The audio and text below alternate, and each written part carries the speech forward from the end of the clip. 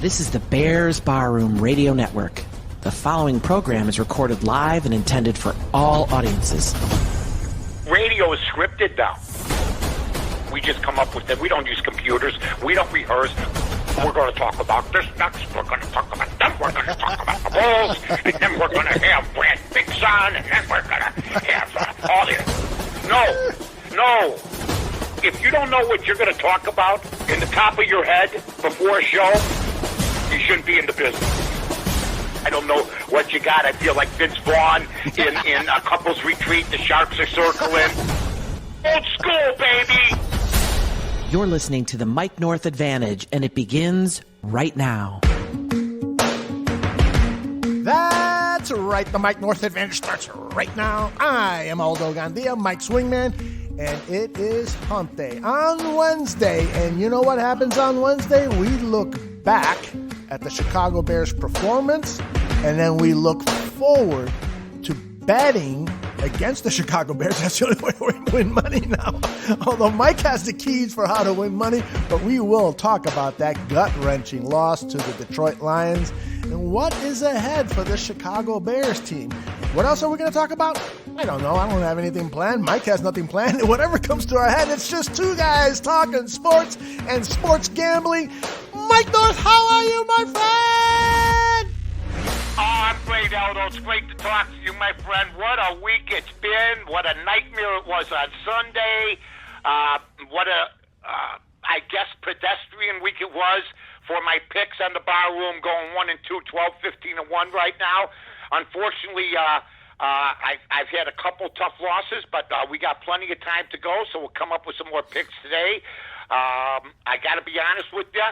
I've been having fun on Twitter with all the Bear fans, so it's good that I'm going to have this wonderful Bears Barroom podcast, the Mike North Advantage, to talk and to maybe combat some of the nonsense that I am hearing.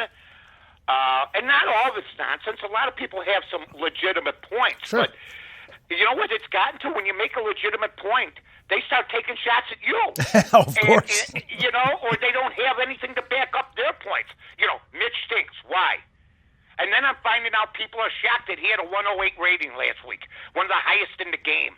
And then these same people who call him a bust are standing there with their balls in their hands. Now, let me just say this.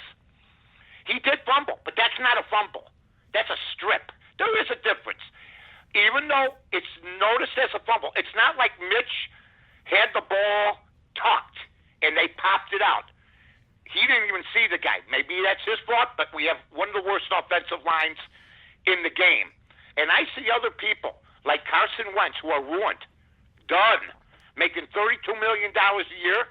And then I see, and this is legit, people calling Mitch Trubisky a bust, who's got 54 touchdowns, 34 interceptions, who has a 63% throwing percentage this year, and 9,000 yards. And I'm mind-boggled because those numbers were put up without an offensive line.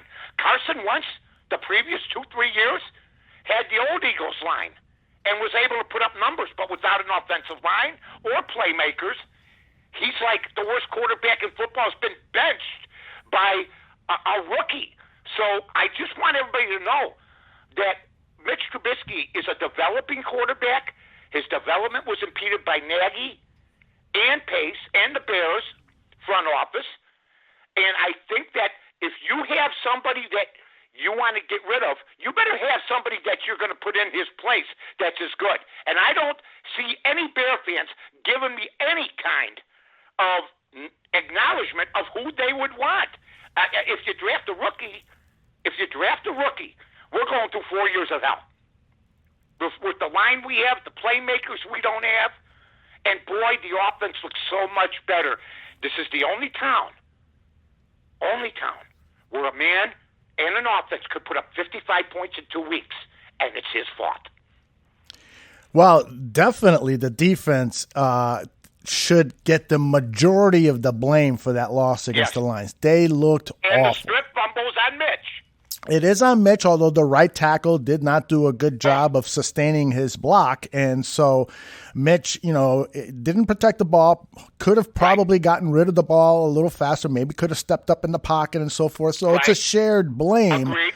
But I agree with you that Mitch has definitely looked much better than Nick Foles.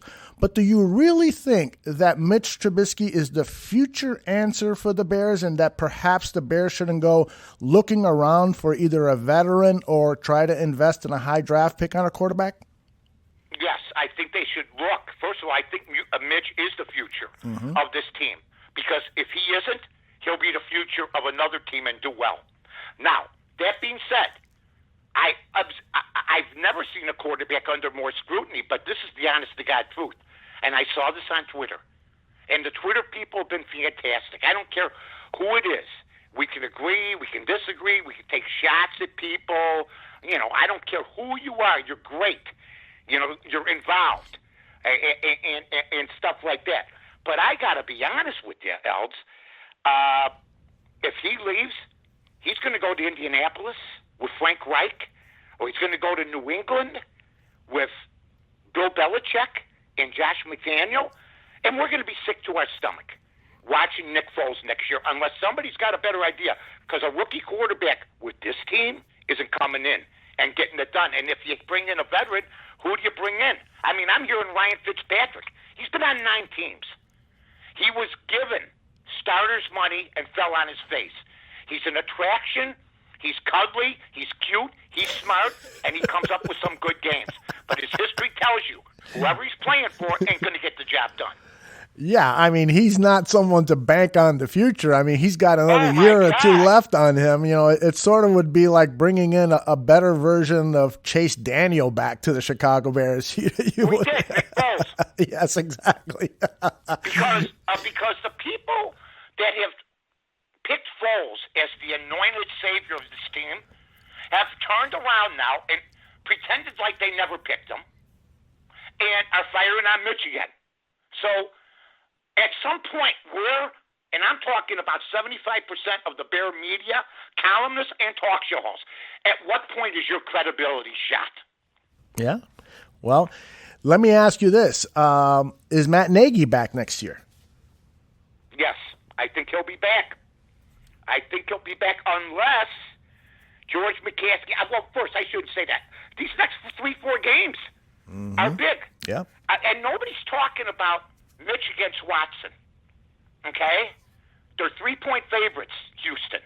Okay? So the Bears at home, if I'm not mistaken, would be upsetting them because Mitch Trubisky does not compare to Watson. That's right. So Mitch Trubisky's put up 55 points in 2 weeks. And if he starts, because you never know with this coaching staff, if he starts and wins, that talk's over. That talk's over. It's a huge game for him. If he doesn't fumble the ball, we're talking about the excitement of Trubisky versus Watson this week. Okay. That's what we're talking about right now, and how happy we are that we stopped the losing streak. Yeah. Well, it's going to be an interesting matchup. I got a feeling Watson's going to come in and he wants to prove to Ryan Pace, you made a mistake in not only just not picking me in the draft, but you didn't even take me out to dinner like you did Mahomes and Trubisky. You could have at least taken me out for some fast food or something like that. Yeah, you're right about that. Look, it's Pace's move that has hurt Mitch. Yep. Because he's better than about 12 to 13 quarterbacks in the league right now.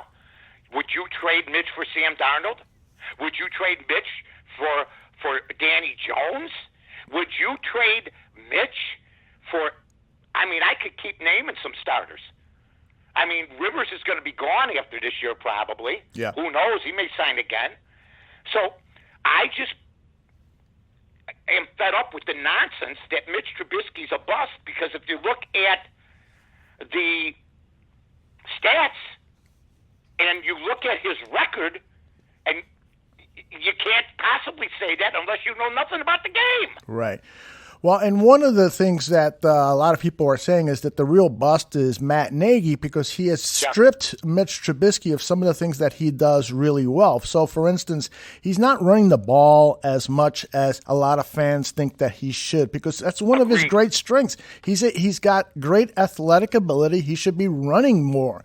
And he should have run last week a couple times, and he pulls up and throws a crappy pass. And then the other one is he almost gets knocked out of he almost gets tackled again without throwing the ball away. Mm-hmm. That's just stupid on his part. Look, I'm not giving him a pass on anything. I'm more balanced.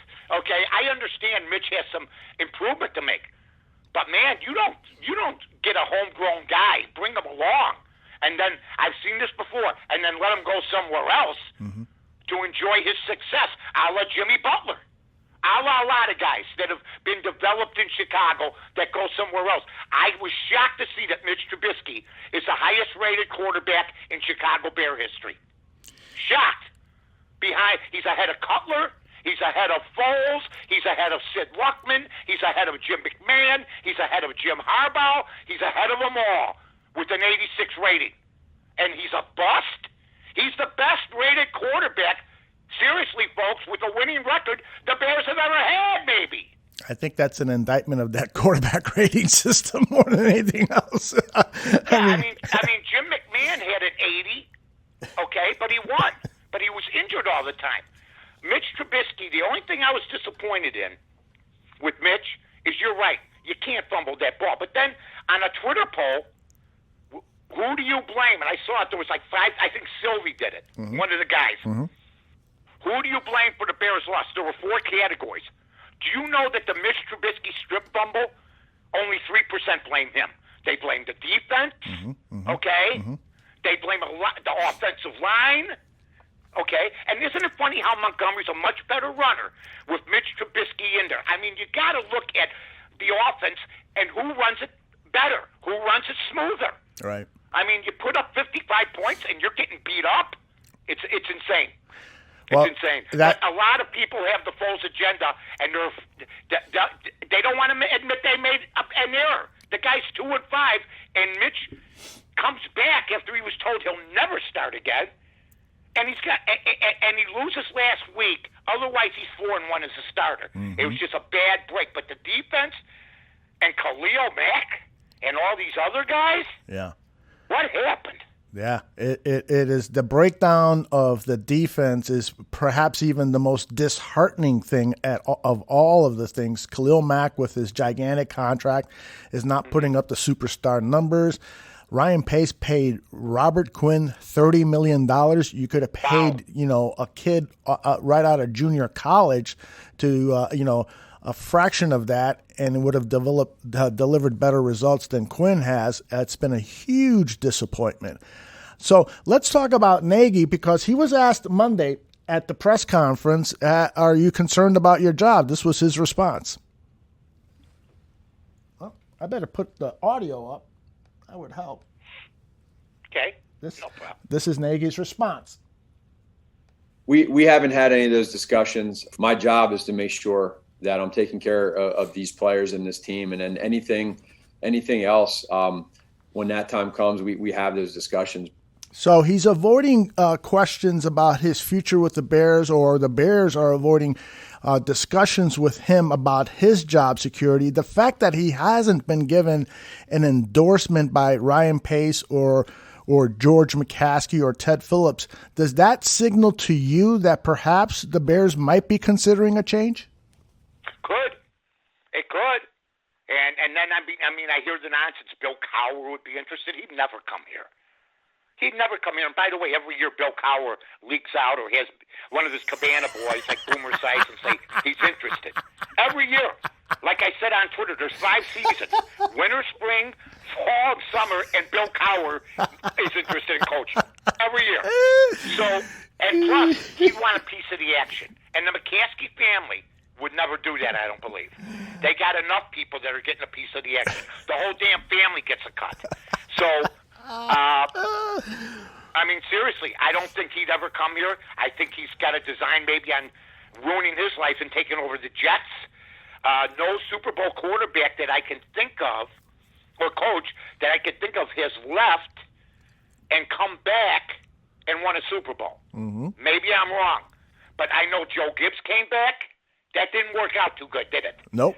There's been a lot of guys that have come back. Mike Shanahan came back.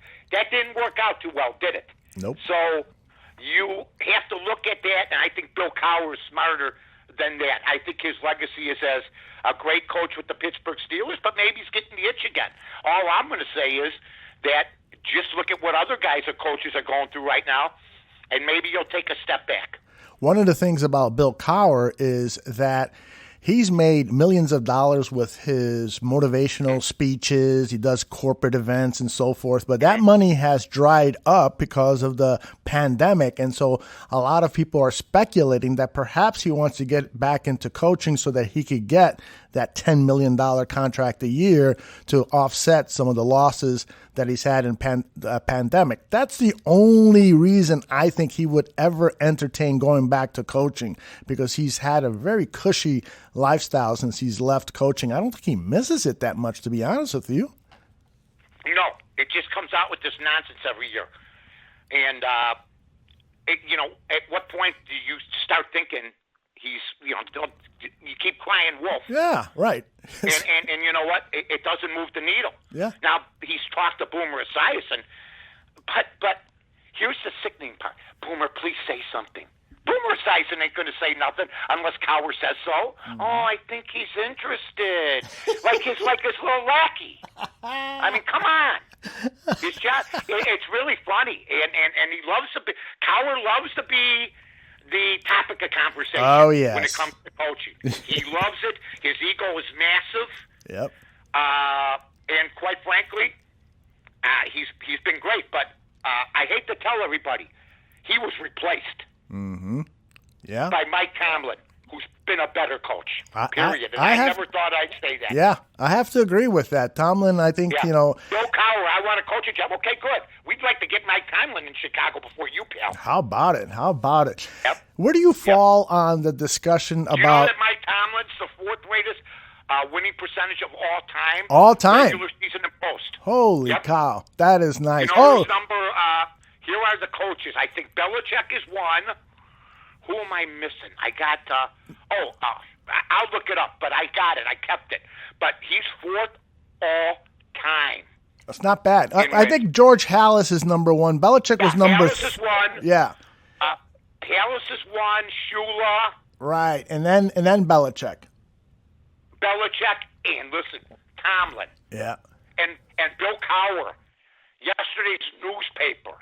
Okay, is making overtures. Come on. Where do you fall on the debate discussion on the Chicago Bears need to sell the team, sell the franchise in order for it to get back to its glory days? Yeah, it won't happen until Virginia passes away. Because she won't sell Daddy's team. She won't sell her dad's team. No. Okay. No. It's not going to happen, okay? I know that they will sell eventually. That's my feeling. I know Pat Ryan had some interest in the Bears. There's a couple other investors that have some interest in the Bears, but I don't think that's going to happen until something like that happens. So, that might be Virginia's she's very stoic. She's very, she just keeps on going, man, But she's been one of the problems too, and she's sort of hands off because she's older and she's a female owner in a man's dominated game, and people don't want to attack somebody like that. You know what I mean? Mm-hmm. I mean, really, is it easier to attack Ted Phillips? Well, he is the president of the team, and Virginia really, at her age, she's not going to, and she has openly admitted in interviews that she doesn't know anything about how the team operates and so forth. I come down on, I don't think it's ownership's issue here. I think it's who ownership hires to run the football operations. Well, they hired Ted Phillips. Well, he hired Ted Phillips. That is true. And the McCaskey family did. But do you think that Ted Phillips, how much of the responsibility for the Bears' performance falls on Ted Phillips right now? He was involved in the coaches search. Right. So, I mean, he's the president of the team. Here, you know what they should do with him? Watch the money. He's good at that. Oh, yeah. He's not good at being the president of a football team. But that being said, I also want to say this in defense of the Bears and their front office.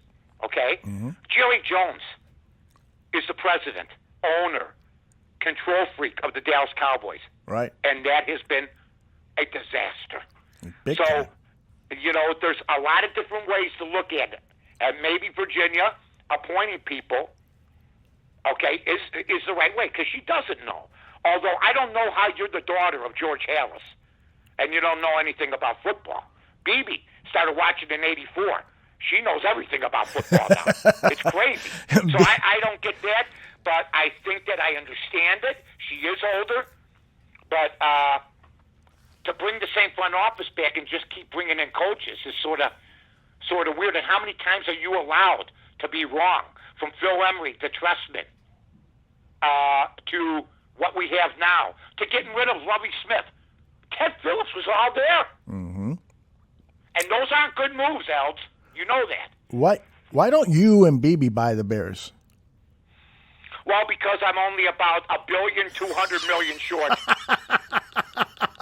But I'm having the car wash. Oh, okay. I mean, it's been unbelievable this week. Everybody was so bummed, and I don't think I've ever been more pissed off than I was Sunday. I said they brought back the 16-year-old in me when I lived and died with every Bear. Every Bear win or loss. They brought that back. I was so pissed Sunday after that game.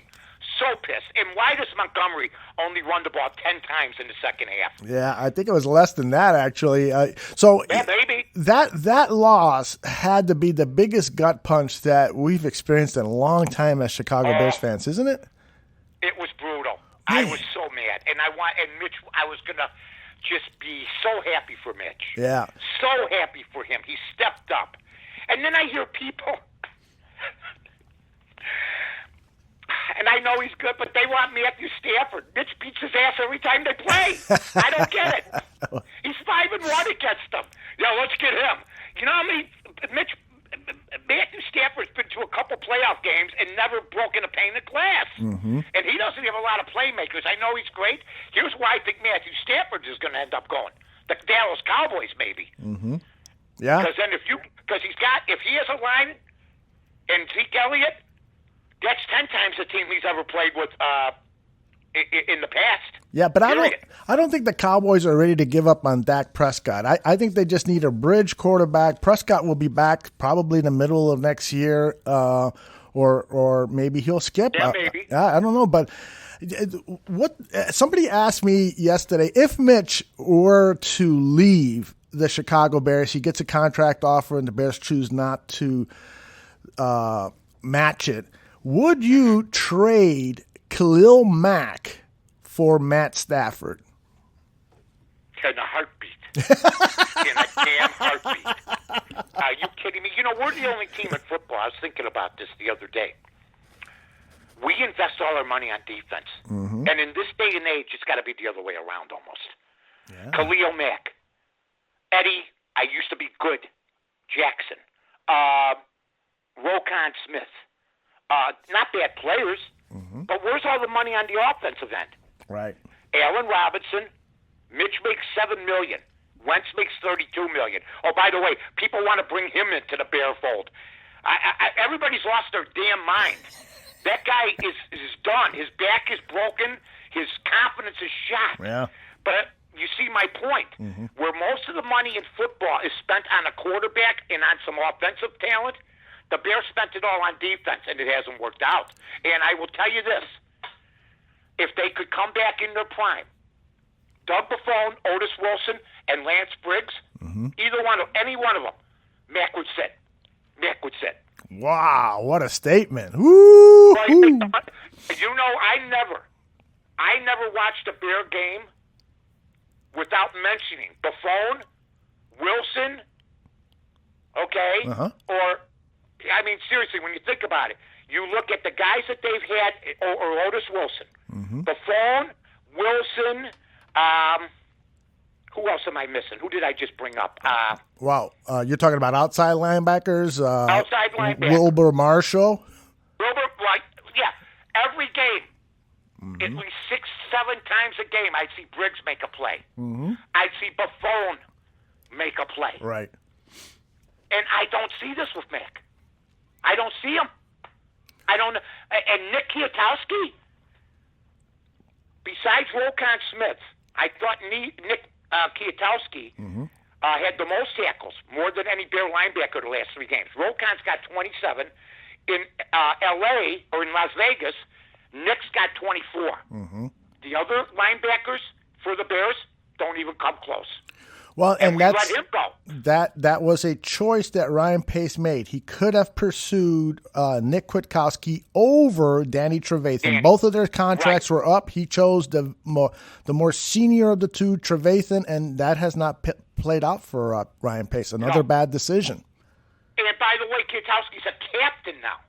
Yep. For John Gruden. Now, I'm not saying their defense, they've been sieves lately. But they've been winning. But that guy, that's another choice. We talk about the choices at quarterback, the choices at wide receiver. You and I, when Nick Kwiatkowski was let go, were livid. We're livid. You can bring it back. We were livid. Now, what did we see that Pace didn't? It's the eye test. I kept seeing Kwiatkowski around the ball. I didn't see Trevathan, although he's having a better year this year, around the ball as much. That's all. What you bring up a good point about spending the money on the defense. So you spend, $50-60 million on Khalil Mack, and you spend another $30 million on Robert Quinn. These are guys that you're paying so that they can rush the quarterback, create havoc, and so forth. Why are they dropping back in coverage? You're paying them to rush the quarterback. You pay Eddie Jackson to make interceptions. Why is he playing near the line of scrimmage? He's a center field safety, not a in-the-box safety. It is these type of coaching philosophical miscues, mishaps, bullshit that is really hurting this team. They don't have a cohesive vision. You pay people to do certain things, and then you're asking them to do something else. I don't get it. Well, you know what? And like I said, and they don't do it anymore, I would have Mitch roll out. And they should have Mitch roll out. Yes. The last set of downs, because that doesn't strip sack never happens, and then he's got to have option to run, or if he has to pass. Right. So, to me, to keep him in the pocket there, and then why are you calling 2 design plays for him? To get him hurt again? Why are you having him run? I don't think he's gained 15 yards in any of those, has he?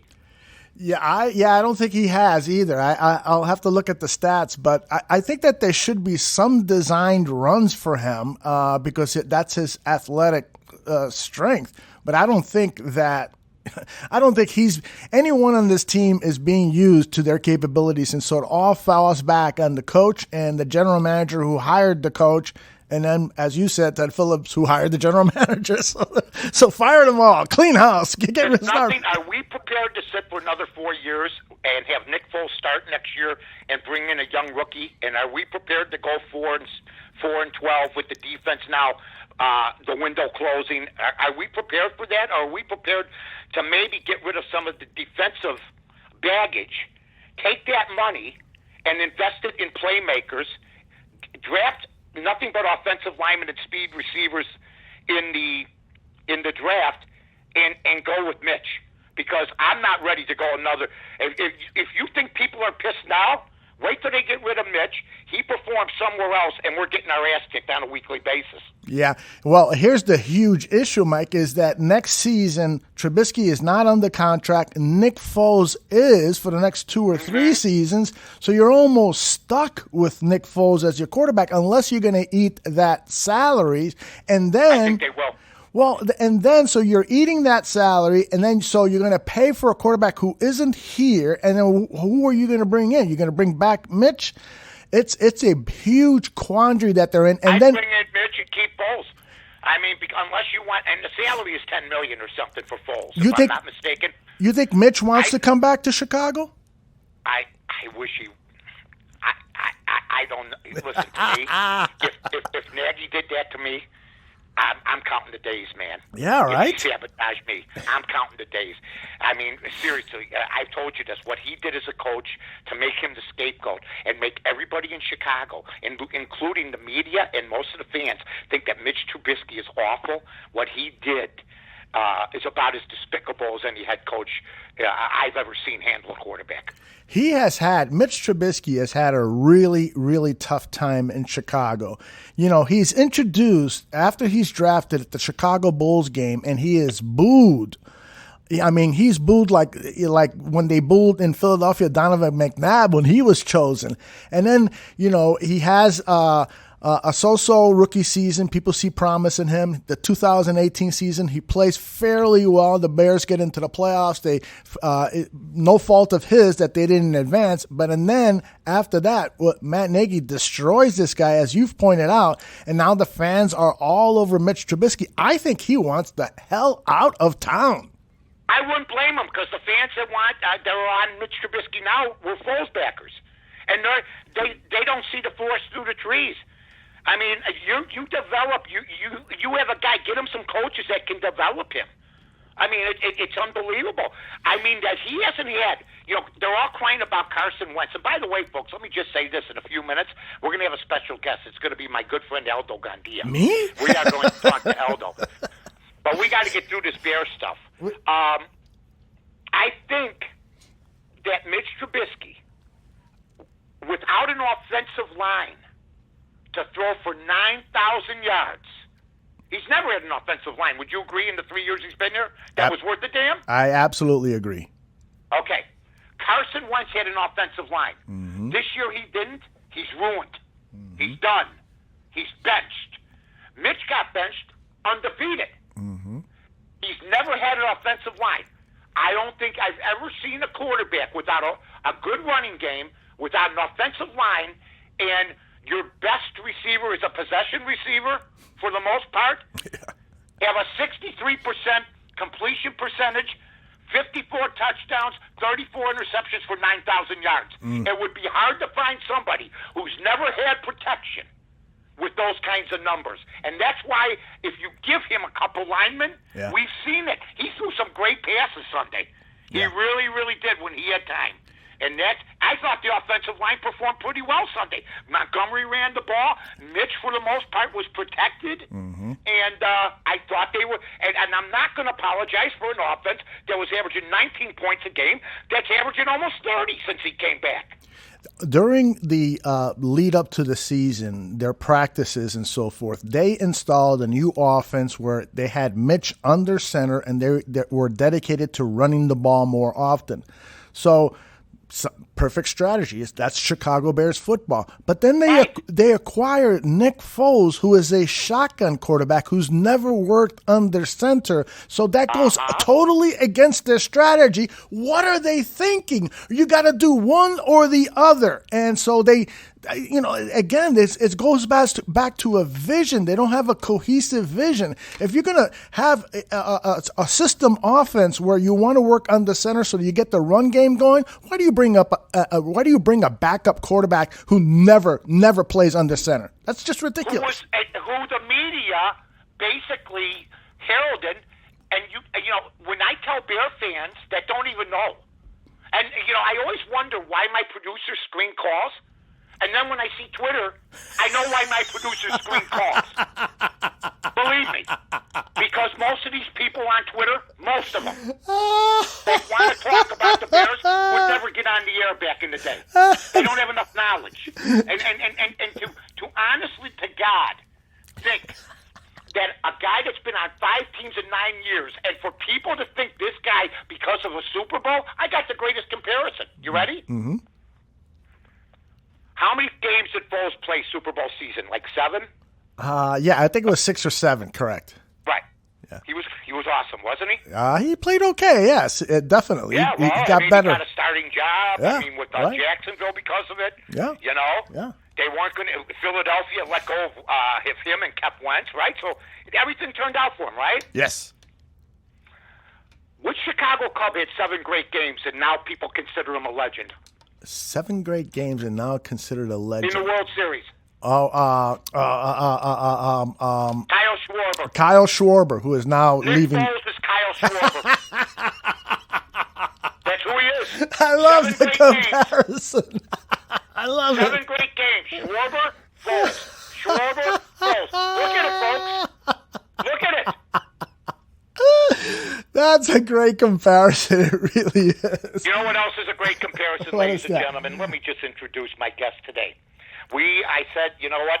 I promised this guy I'd get him on a month and a half ago. He never said nothing. He keeps it to himself. He says, you know, what happened? Why didn't Mike ask me? He told me he was going to get me on. Every week I'm coming on with guests. When's my chance? When's my shot? No, he didn't really say that, but I dangled the carrot in front of his nose, and he's going, where's my carrot?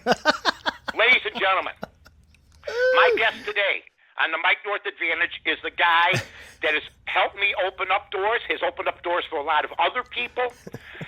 We've seen the Twitter handle go up from 4,900 after he changed his philosophy to 11,500. I'm pleased to have on the godfather of the barroom, Aldo Gandia. How are you, my friend? I am doing well. Now, you got to tell people the real truth. I'm your guest is because your star guest. No, I don't want to spill the beans on who's supposed to be on. Okay. Number one. Let's just say the real star guest postponed for another week or two. So I'm filling in. But that's fine. I promised you before this guy. Oh, yeah. Going to be by. Yeah, and Let then me do the Mike interview Ditka. interrupting. And then Mike Ditka showed up, and so I got bumped. Jimbo Culver, you get bumped all the time. That's right. You know, so we're pleased to have on I got our all guy, these Aldo bruises. Gandia, from the Humboldt Park area. A man that I believe is a lot like me, was not as a kid enthralling to a lot of people. Had his own opinions. I've learned that I love the man. He's the hardest working guy I've seen in this type of business. And I just want to say, Aldo, thanks for making me a part of Bears Barroom.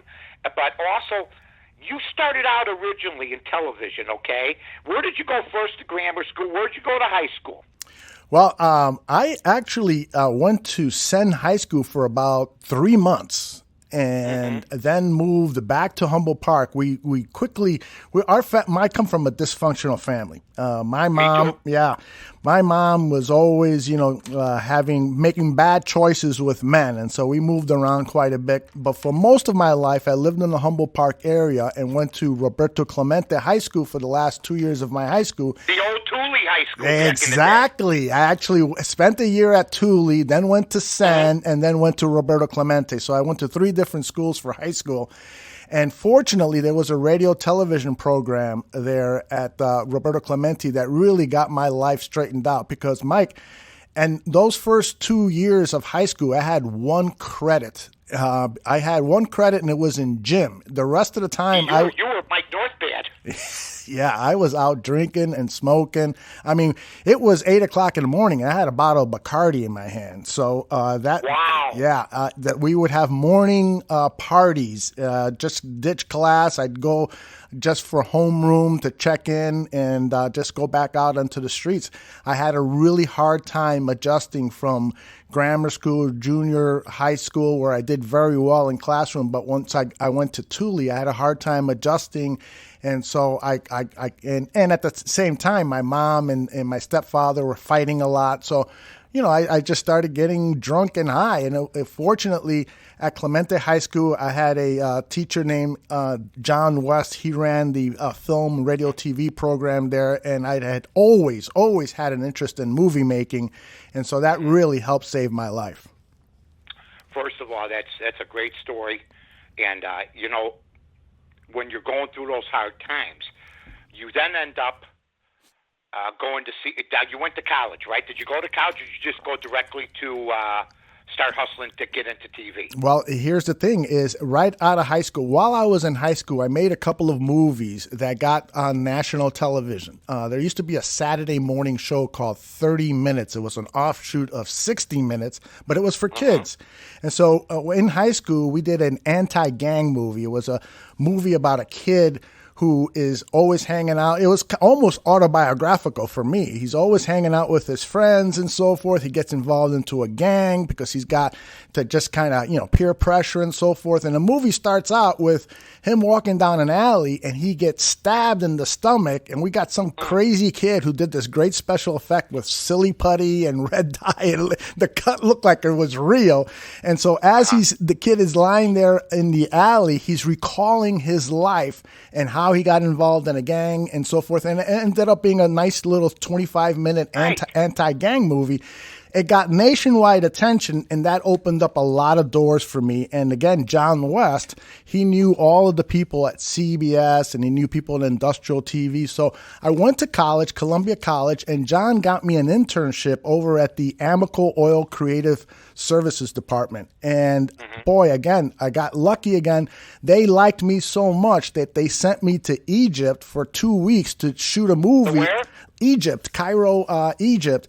Wow. Yeah, to shoot a movie on the living and working conditions of Amoco oil company employees. They would move to Egypt, and after 2 or 3 weeks, their family would say, "We don't want to live here. There's too much sand. There's no electricity, and blah blah blah." So they wanted to really show a movie about the living and working conditions in Egypt before they spend the $50,000 to get a family out there. And so that really helped me. And so while in my final year at Columbia and 5 years at working at Amoco, all of a sudden I get a call from John West, that teacher, and he goes, "The people over at Channel 2 want to talk to you." And I go, "Well, what about?" "They got a job opening, and I think you're going to get it." I go, "Well, I haven't even talked to people." How? He goes, "I talked to you up so much, they're already in love with you." And he was right. I walked in there. I met with Pat Dean, who was the head of the programming director, and I felt like they were trying to convince me to leave my job and go to work for them. That's how it was. So I got really effing lucky at the beginning of my career. Doors were open for me. And, I worked my butt off. Absolutely. But Nobody it was gets great. lucky without effort. Exactly. You got to create luck. Nobody. Right? Nobody. You got to make your luck. You got to strike when the iron's hot. That's what you did. Then you go to CBS. Now, CBS, what year did you start there? I started there in the Super Bowl year of the Bears, 1985. Oh, perfect time, and it was still one of the dominant stations, if not the dominant station in Chicago at the time. And it's a shame what's happened to all the news channels in Chicago. Mike. And with social media and everything else. But I also see, and maybe I think from the newspapers to the radio, whether it's sports radio, regular radio, to CBS, you used to have star power at these stations. Yep. You had Curtis, you had Jacobson, Johnny Morris, Howard Sudbury. Yep. I mean, big-time people. Yep. I mean, Bob Wallace was a reporter. Everybody knew who he was. Yes. So that, to me, just like the newspapers, why do the newspapers fail? Or why are they failing? Where's the Cups? Where's the Royals? Yeah. Where are the superstars? And the same goes in a lot now for radio. I think the salary structure that they brought down on everything has hurt all the mediums. Would you agree? I do agree. I think, technology certainly plays a role, but at the same time, you have got to build personalities in whatever you're working on. You've got to build them on your TV news shows. You got to build them on your radio shows. You got to build them in the newspapers. You've got to, people are always going to read or watch something because of someone. I want to watch Oprah because I love Oprah. I want to listen to sports radio with Mike North because I love Mike North, or I love debating Mike North. Remember in the Howard Stern movie where they're talking about Howard Stern's ratings? Well, a lot of people hate him, but they stay tuned in to see what outrageous thing he's going to say next. So you got to build those personalities, and we don't see that anymore.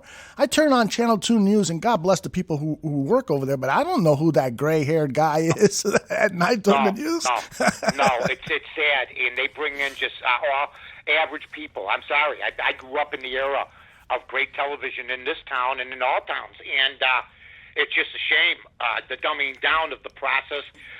Management changes philosophies. CBS, How long were you at CBS? I was there for 7 years, and then so here's an interesting story. So.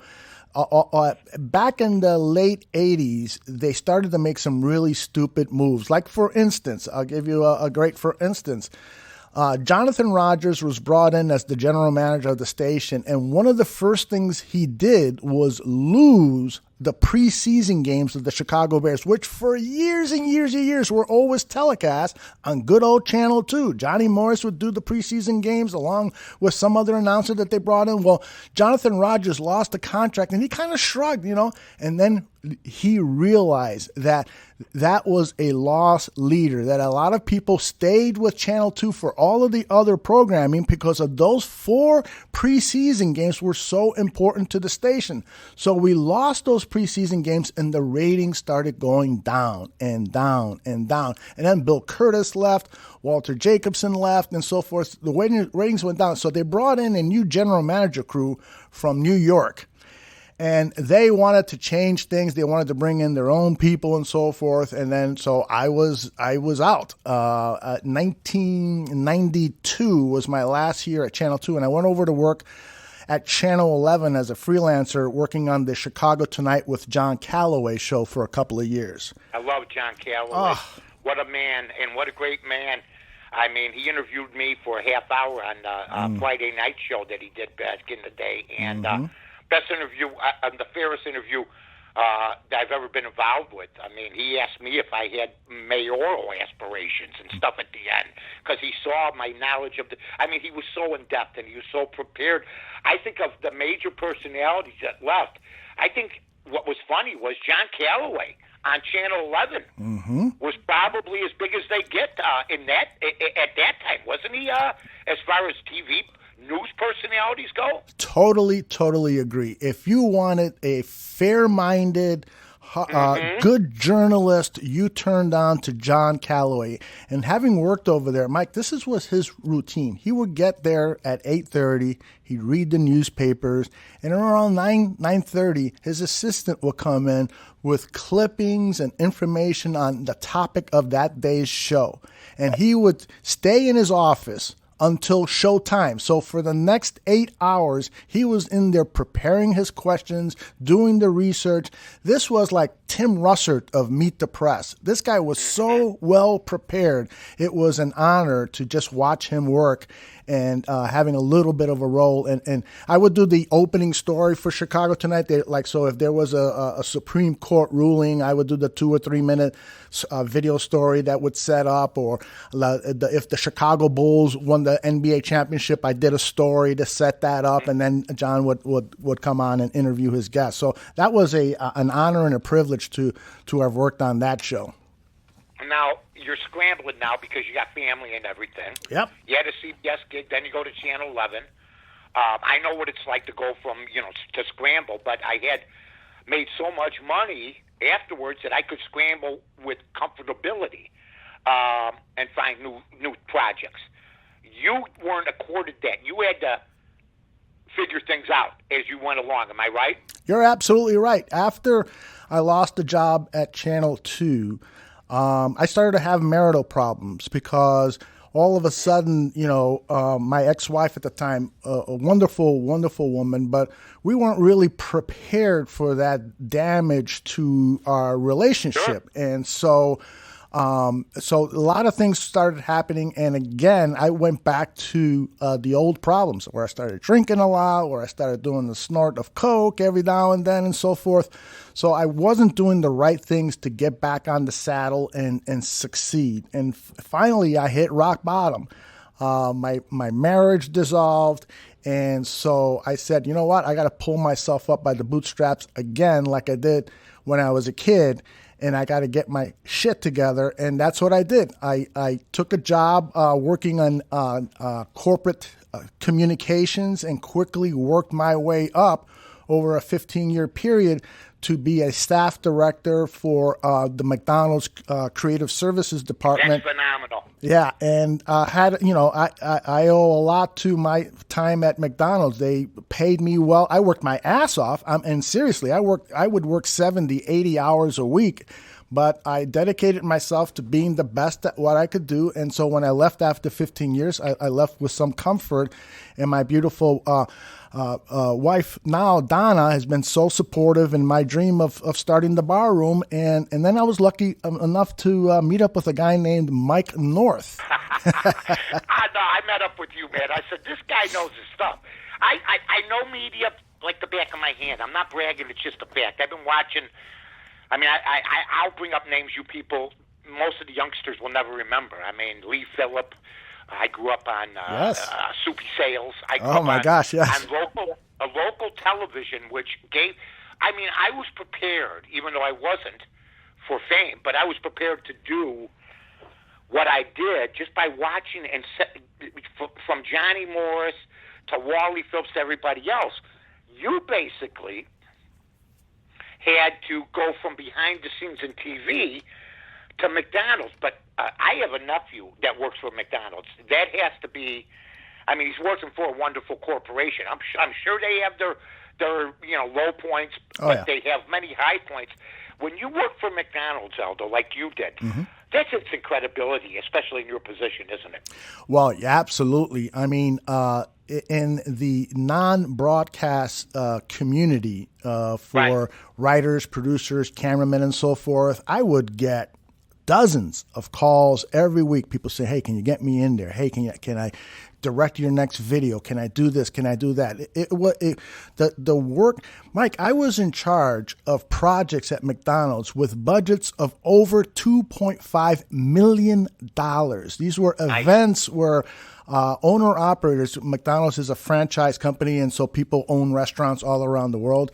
They would be flown into Las Vegas or Orlando, these big convention cities, and we would hold these meetings. And so we're talking about events that with production values like anything you've ever seen on television. And in fact, I co-produced a show called The Concert for World's Children's Day, which was a benefit for children sponsored by Ronald McDonald House Charities. It was broadcast on ABC TV. It's an award-winning show. And so, we did stuff at McDonald's. They sell $1 hamburgers, but at the same time, when we did communications, there was an appreciation for quality in communication, and they spent money doing it. And I was very, very fortunate to be a part of some very talented people at McDonald's putting together those shows. Okay, now I forget the guy's name now, but I'll never forget this. I'm on the score, and Ronald McDonald is going to be our guest. Okay, me and I think it was Doug Pafone at the time. So Ronald McDonald comes in. We're sitting there, and he goes to me, "Hey, before we go on, and I get in my voice and everything else. I'm a big fan." I go, "Well, thanks. I appreciate that, Ronald." I call him Ronald. You know what I mean? Yeah. And I go, "I appreciate that." He goes, "And I also want to tell you, my name is," and I can't remember his name now. Here. I think I know. Was it AJ? AYEJAY? Yes. AJ, he goes, "Mike, it's AJ. We went to Send together." I go, "Yeah." I couldn't believe it. And I looked at that, and then he went into his Ronald McDonald thing, and I did find out. I go, "Man, you got to be making some bank. You got to be, I mean, you're making bank. You're moving around." He goes, "There's like 5 of us," he said, at the time. So am I wrong? But when they make appearances, there's more than one Ronald McDonald now, is there not? Oh, yeah. In the United States, there's about 500 of them. And one of the just like the Lasties. Right, exactly. There was 11 Lasties. One of the cool events that they would do every year is what was called the Ronald Convention. So they get all 500 of these Ronalds in a hotel room so that they can teach them the latest magic tricks, the do's and don'ts of Ronald and so forth. You're talking about 500. Can you imagine those guys downstairs at the hotel bar? Exactly where I was going.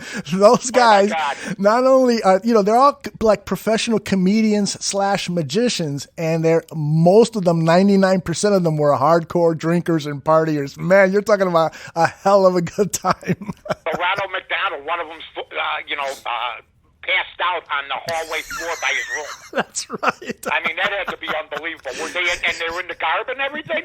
No, see, that was the one thing that they were not allowed to do is to be. That would have been awesome. You cannot photograph two Ronalds together at the same time. That was taboo. I mean, you tried to do that. 200 Ronald McDonald's hammered, walking around the street. That's right.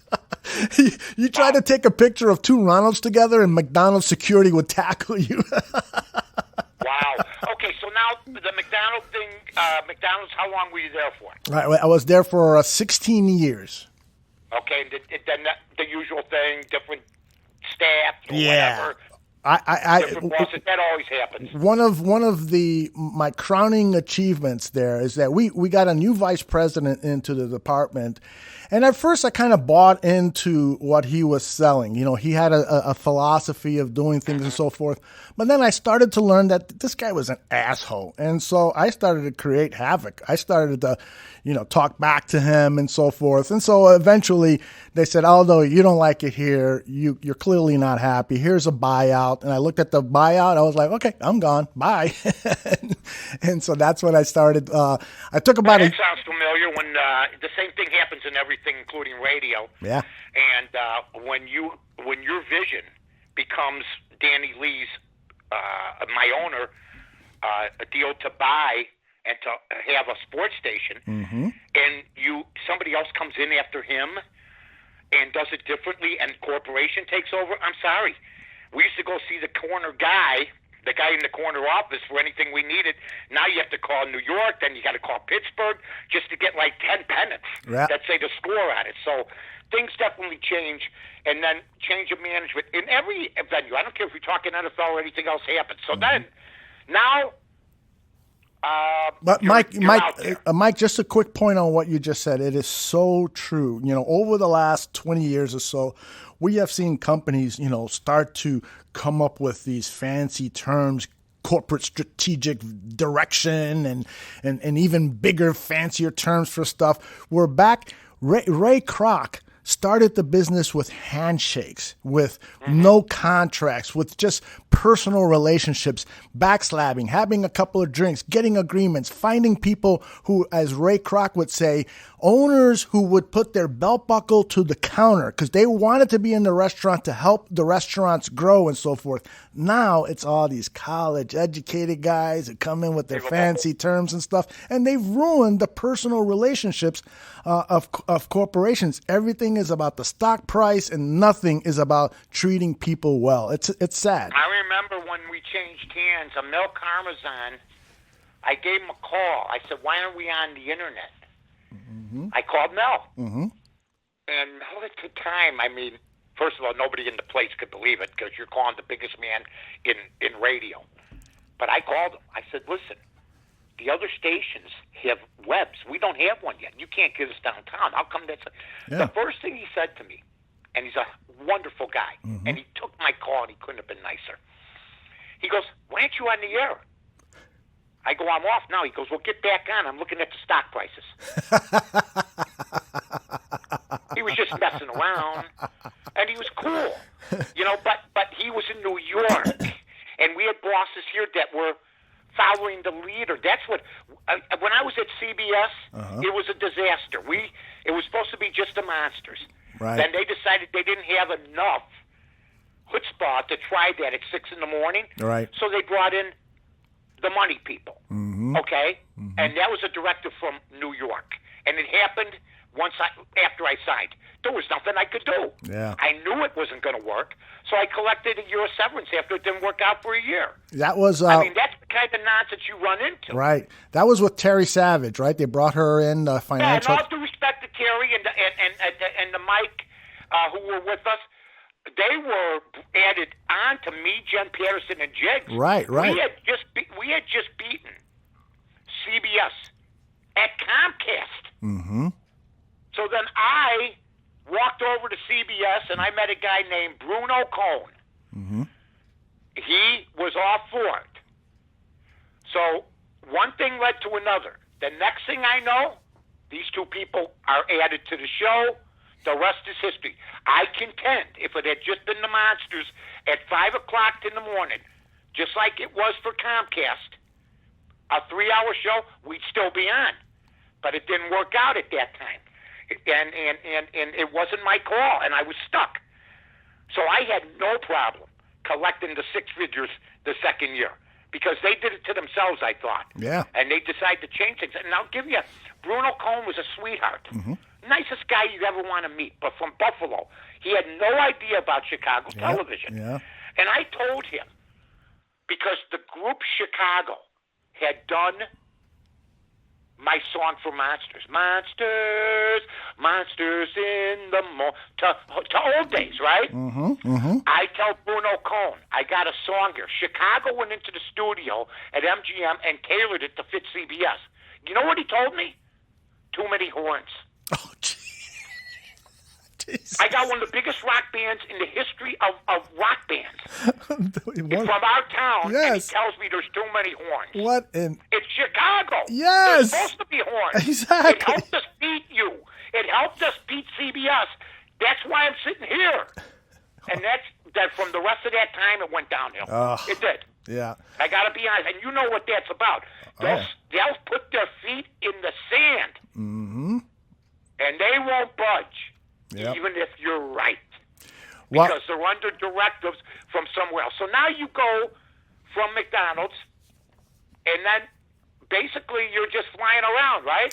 Yeah, I was doing some freelance work. Some people would call me up and say, hey, you want to direct a video for our company, or you want to write a script and so forth. So I did that for about a year and a half, but I wasn't happy doing that. I was like, I'm working for somebody else. They're telling me what to do. And it wasn't consistent money. Probably. Yeah, it wasn't consistent money, and it was basically relationships like with Bruno. It's like somebody telling you what to do when you know that's not the right solution to your communication problem. problem. I lived in Chicago my whole life. I got a guy from Buffalo telling me what Chicagoans like. Exactly. Wait a minute. I mean, it was insane. We're doing a music thing for Chicago with Chicago, Bruno. Don't you get it? This is good.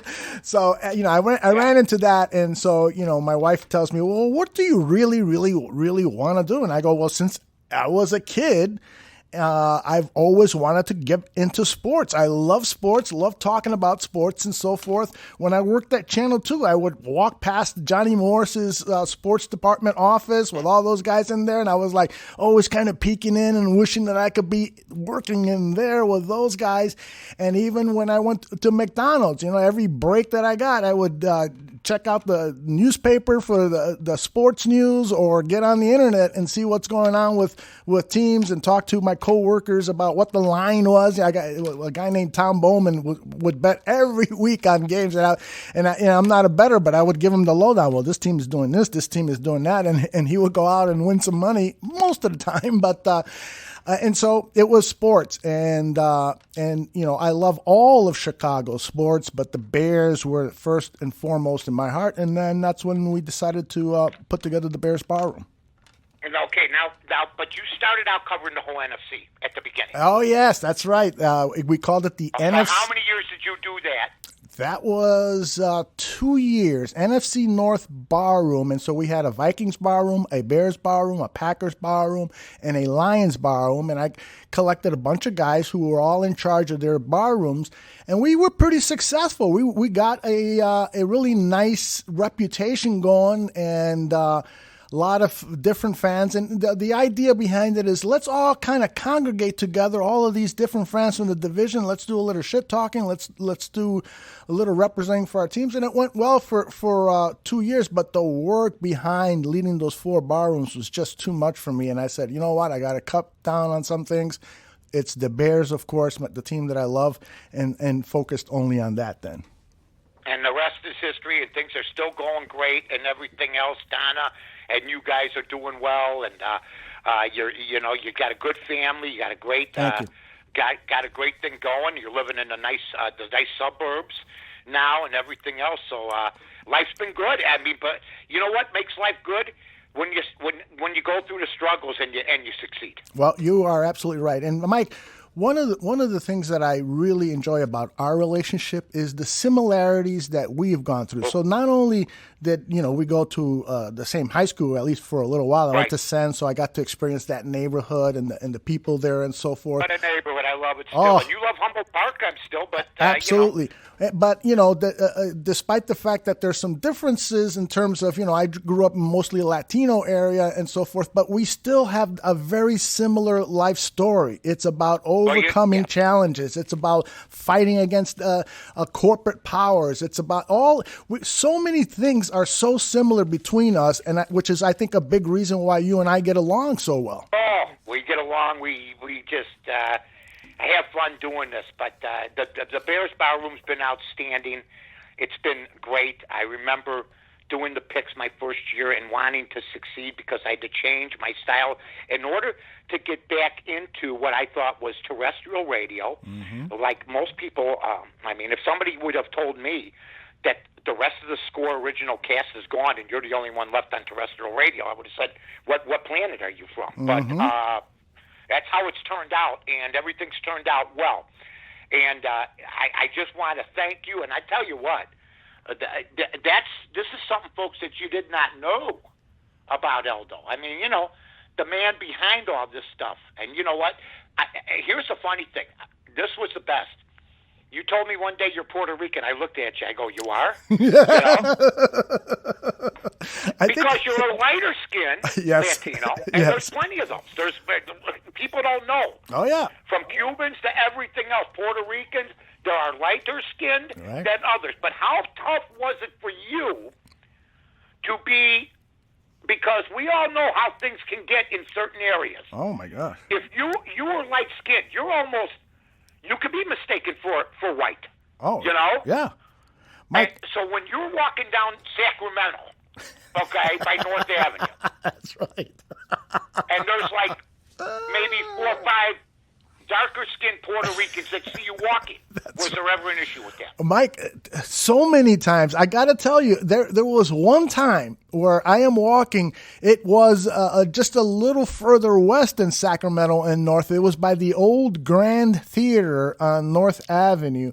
And a bunch of guys were leaving the Grand Theater, which they were showing some Bruce Lee movies, and they were all Latin Kings. Oh, my God, they're all jacked up, ready to kick somebody's ass. Exactly. They were all Latin Kings, and so they see me, a white guy, and they give me your coat. So I start running. And I'm running. I know the area, so I'm cutting through alleys and blah, blah, blah. Get away from them. I'm feeling safe. I start walking home, and then all of a sudden, a bunch of guys, white guys, jousters they were called. The gang was called the Jousters back then. They see me, and I am shitting in my pants thinking, okay, now I was just chased by a bunch of Puerto Ricans. Now I'm going to be chased by a bunch of whites. What am I going to do?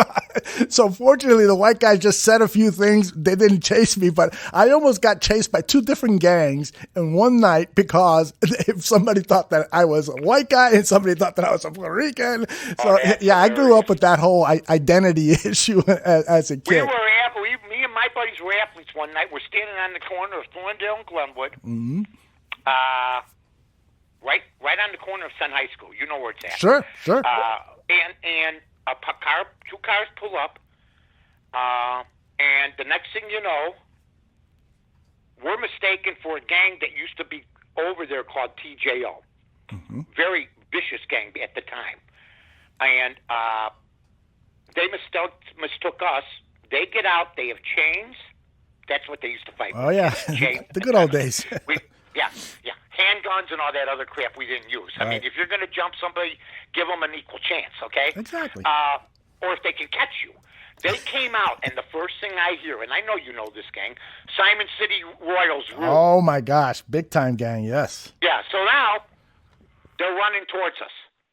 They didn't catch me, and they didn't catch they caught 2 of our guys. We split. Mm-hmm. All of us split up. Mm-hmm. There was 5 of us. There was 15 of them. You're not sticking around. But our guys didn't get hurt. They jumped them, scared them, and then they got back in the car, maybe roughed them up a little bit. But then the Latin Kings, that happened another time, too, where they'd come to different schools looking for rival gangs. Yeah. Amundsen, it didn't matter. Sen, Dooley at the time, or Clemente now. Right. I mean, every school had a gang, it seemed like. Absolutely, and some schools had multiple gangs. So yeah. One of the things that helped scare me straight was I had a good buddy named Diego Rivera. He and I, an Irishman. Yeah, exactly. Diego Rivera. And so we were all, having, drinking Richards, Wild Irish Rose, and smoking reefer. And one of a gang pulls up, the Spanish Lords, and they say, hey, we need some help. We're fighting with some gangs and so forth. And Diego says, all right, I'll go. And I go, Diego, don't go. You're wasted and so forth. Right. And so he went, I went home. Well, what happens? I learned the next day that Diego was shot in the back and killed, and that's when I started saying, I gotta stop doing this, man. This is just not good for my future. Yeah. Well, the Army helped me straighten out my act. Thank God I didn't want to be drafted at the time because I thought I was going to go to Nam, and it almost happened, and then Nixon froze the orders. But I mean, I was scared to death, and otherwise I wouldn't be. I don't think talking to you today, I would have heard a sound and gotten up and go, who's that? And then the next thing you know, that's it. So yeah, really. I mean, seriously. So you know what? It's been great. You've done a great job. We're going to continue this great show. So we're done with this portion, but I do have to now have Aldo take over, but we do have to talk before we leave, Aldo. Great interview. A lot of stuff I didn't know about, and a lot of people didn't know about. We got to talk a little White Sox. We got to talk a little White Sox. We got to talk a little White Sox, and also we got to make some money, right? Yeah. Ladies and gentlemen, welcome. Yeah. You can't beat me, no. You can't. All right, ladies and gentlemen, got a 6 o'clock game tonight. Eastern Illinois versus Evansville. Evansville, a 3.5-point underdog. Now, Evansville, the home of Barty Simmons, the home of Jerry Sloan. But if Eastern Illinois is favored, they can't be any good. I am taking Eastern Illinois minus the 3.5. I never thought I'd see the day where Evansville would that. I mean, Evansville's always been a pretty good power. Give me Eastern Illinois minus the 3.5. And then, ladies and gentlemen, I got one more for everybody. It is going to be Clemson minus the 2 over Maryland. Clemson minus 2 over Maryland in NCAA basketball. They are all, and that's a 2 o'clock, I believe, game. Let's see here real quick. Oh, excuse me. That's a 4 o'clock game. Maryland and Clemson, a 4 o'clock game. So write both those down, and good luck. We are 12-15-1. Lot of year left, folks. Nothing to worry about. And now back to you, Aldo. Those sound like 2 winners to me, Mike. Let me try to contain your excitement, will you please? I tried to make football thing. We're not going back there. I got so wrapped up in talking about almost getting my ass kicked by the Latin Kings that I'm all flustered now. Jesus, you're looking over your shoulder. Quit it.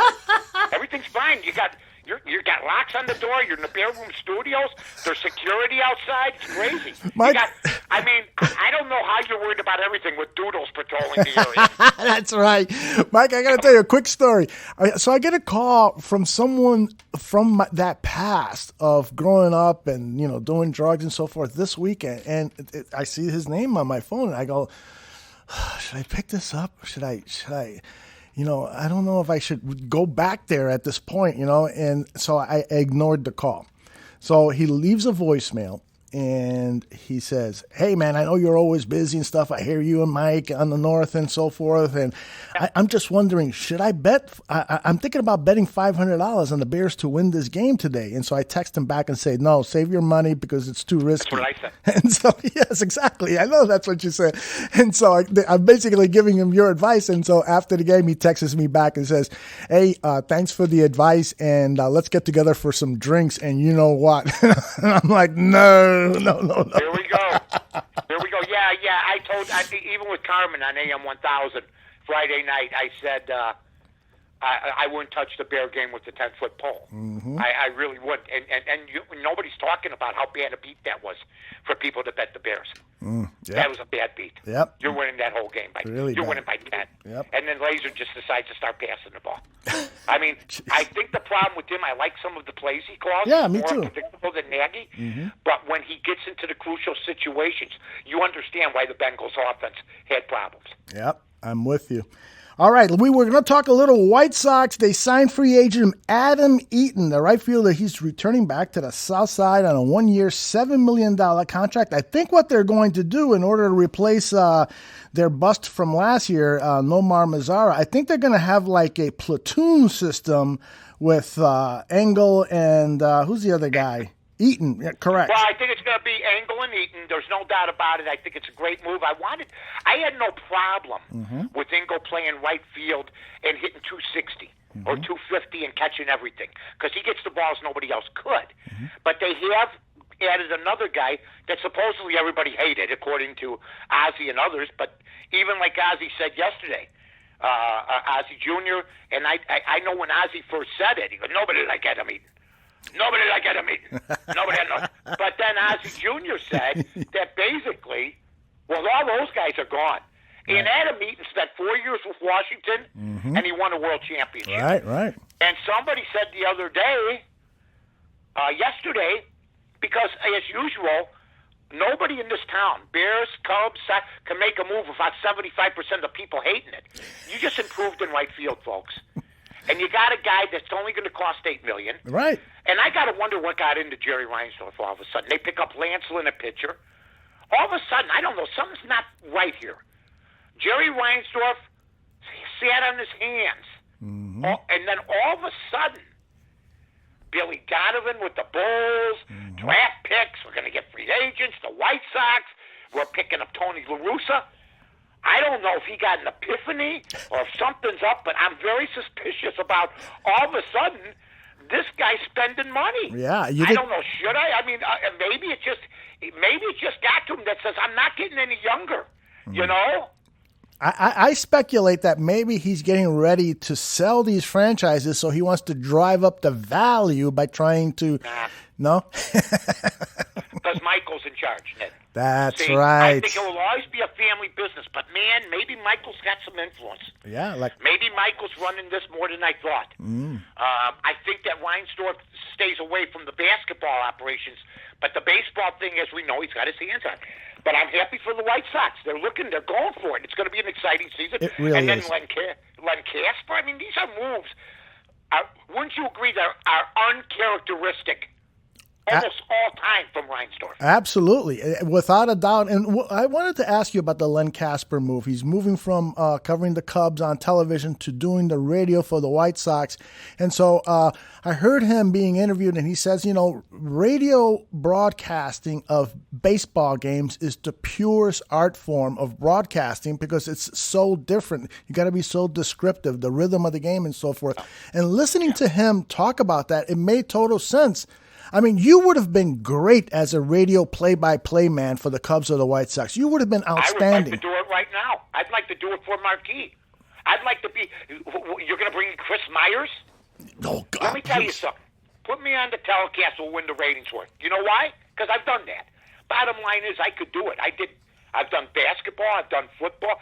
But if I'll be too honest, and I understand that. But I won't be overly – I mean – I know how to do it. I won 2 Emmy Awards doing television. I didn't go on and just get crazy like I did on radio. It was a different venue. I mean, don't tell me Howard Stern's the same way on TV that he is on radio. Right. Please, dear God, don't do that to me. Right. Because I know otherwise. Right. But I'll never get it. My reputation, people that are envious, jealous, they know I could do it over there.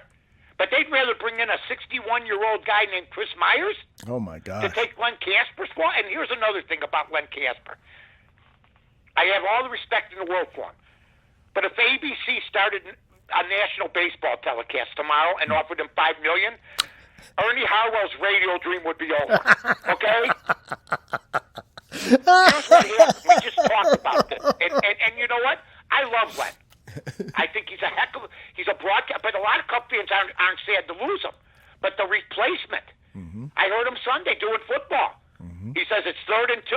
No, it was first down. Okay? So we're in for some of that. But I'm going to tell you something right now. It's unusual to go from TV to radio. I legitimately believe that he loved Ernie Harwell, but here's what I believe more. The marquee people didn't hire him. Okay? And they made him wear white shirts and ties. And he said, you know what? Maybe the White Sox, the up-and-coming team, are the best move. I think that came into the equation, and the offer. Yeah. And the offer. It's a great offer, and radio is fun. Yeah. To do a radio broadcast in baseball is fun. So he's going to have the time of his life with no restrictions. He's going to be able to be loosey-goosey, which you can do more of on radio than on TV. But I think if the original hierarchy is still there instead of marquee, I think he's still a Cub announcer. Yeah, I don't disagree with that one bit. But I am excited about the White Sox. Yeah, really. I am excited about this 2021 White Sox team, and there's still more moves ahead. So we've got a lot. If they lose McCann, they just didn't get as good.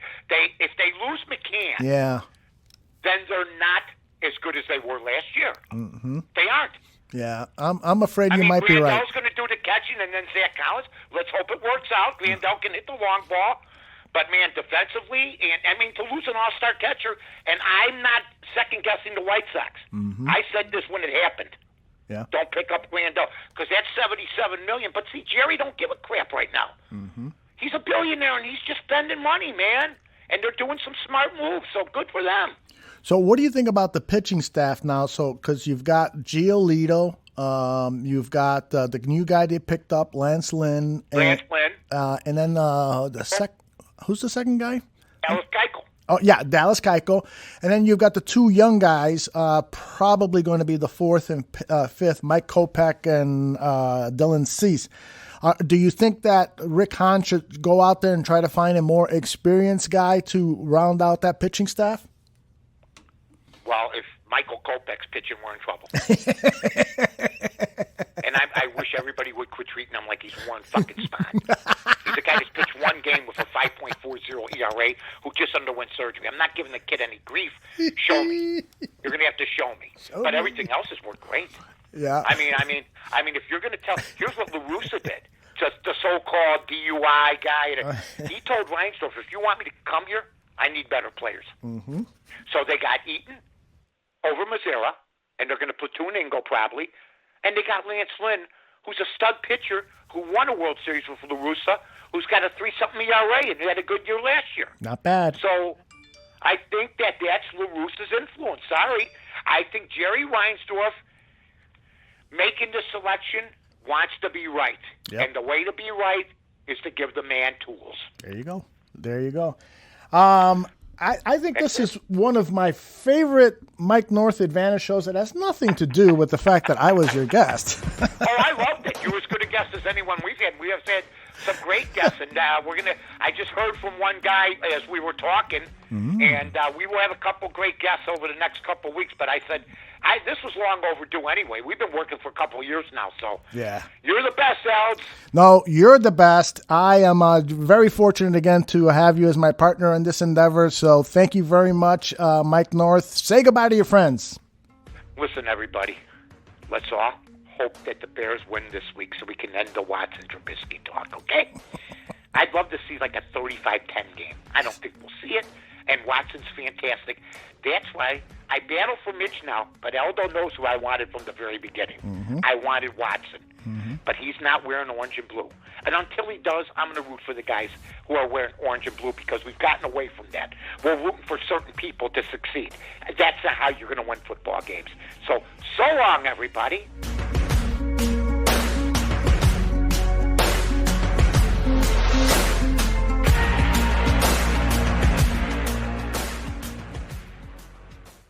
Great show.